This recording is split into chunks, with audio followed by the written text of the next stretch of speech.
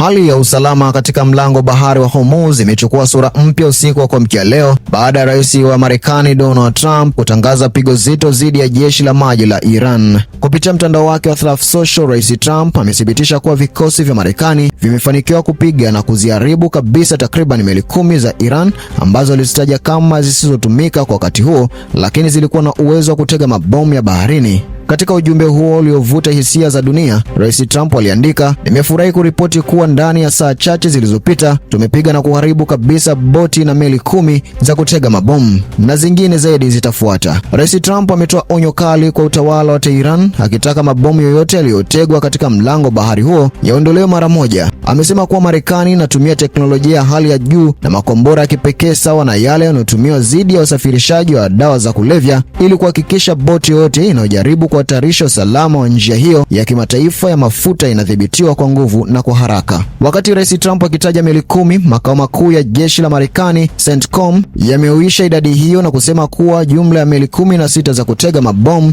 zimeangamizwa katika operesheni hiyo ya usiku wa tarehe 10 Machi. Video zilizotolewa na jeshi hilo zimeonyesha milipuko mikubwa ikiteketeza meli hizo zikiwa bandarini.